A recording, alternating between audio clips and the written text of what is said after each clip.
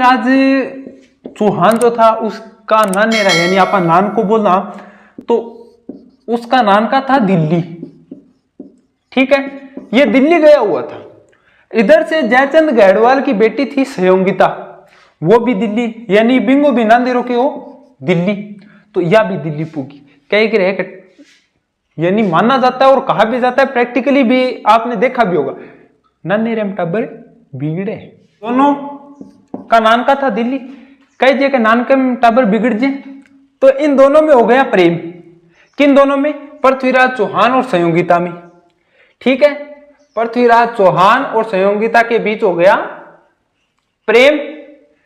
तो जब जयचंद गढ़वाल को पता चला तो जयचंद गढ़वाल ने क्या किया कि संयोगिता को वापस से कन्नौज लेकर आ गया।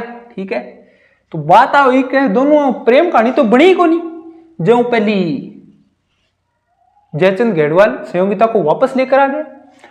अब क्या होता है कि जयचंद गढ़वाल को पता चलता है तो ये इसका स्वयंवर करता है, वापस कन्नौज ले आता है और संयोगिता का स्वयंवर रचाता है। ठीक है, क्या करता है? स्वयंवर।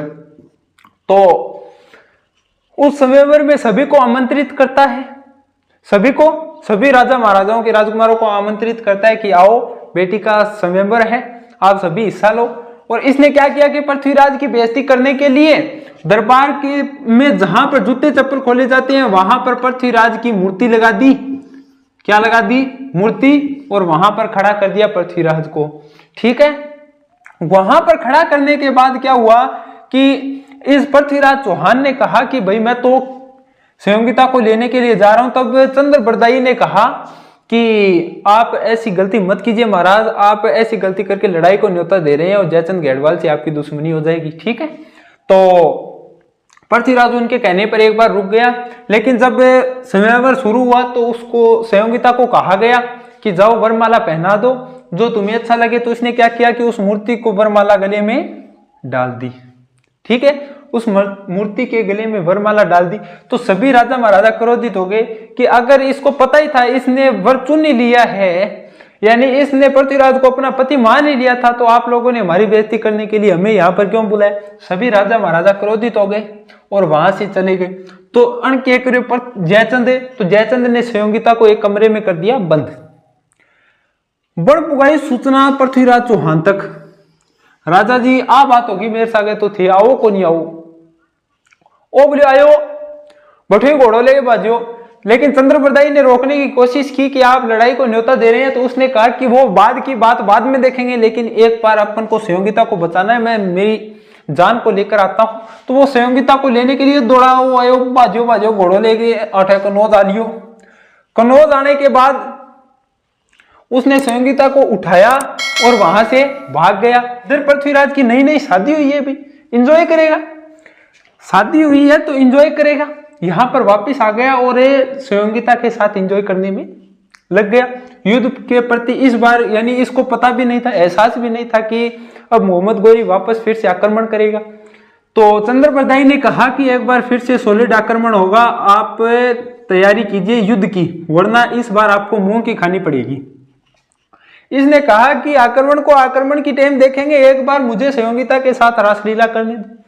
तो क्या हुआ कि ये संयोगिता के साथ भाई ताजा ताजा ब्याह हो तो हनीमून मनाने चल पड़ी। तो पीछे से ये वापस आ गया, 1192 की बात है, ये वहीं पर संयोगिता के साथ आनंद में लीन है। इसने यानी इसके पास जाने की कोई और औकात ही नहीं रखता था, यानी जब ये शयन कक्ष में होता तो इसके पास और कोई नहीं जाता। तो चंद्रबरदाई गया भागकर कि महाराज वो आगे कौन कहो पाछो, वो वापस आ गया है गोरी।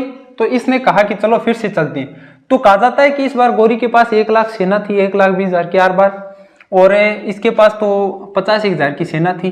इसने भीमदेव से भी दुश्मनी ले ली, यानी इसके चारों तरफ दुश्मन थे। और इस बार जयचंद गढ़वाल भी गोरी के साथ मिल गया, जयचंद गढ़वाल भी गोरी के साथ मिल गया। भीमदेव से दुश्मनी किस प्रकार हुई कि एक यहां पर आबू की राजकुमारी थी इच्छिनी। कौन थी? इच्छिनी।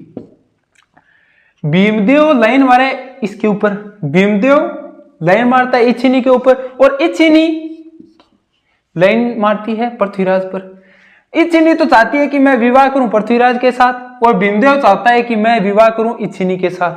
तो हुआ यूं कि इच्छिनी ने मना कर दिया कि मैं आपसे विवाह नहीं करूंगी और पृथ्वीराज को बोलते पृथ्वीराज ने तो एक इशारा चाहिए, पृथ्वीराज आगे रही सके विवाह कर दियो। ठीक है, तो इन दोनों के बीच दुश्मनी होगी। कह के रही ये लुगाई के चक्कर में एक लुगाई दो आदमी आपसे बिठा दे, वही बात हुई। तो भीमदेव यानी इस इच्छिनी की वजह से ये दोनों भी दुश्मन बन गए। सुयोगिता की वजह से, एक लड़की की वजह से पृथ्वीराज और जयचंद गढ़वाल के बीच कट्टरता उत्पन्न हो गई। तो उसी प्रकार यानी दूसरे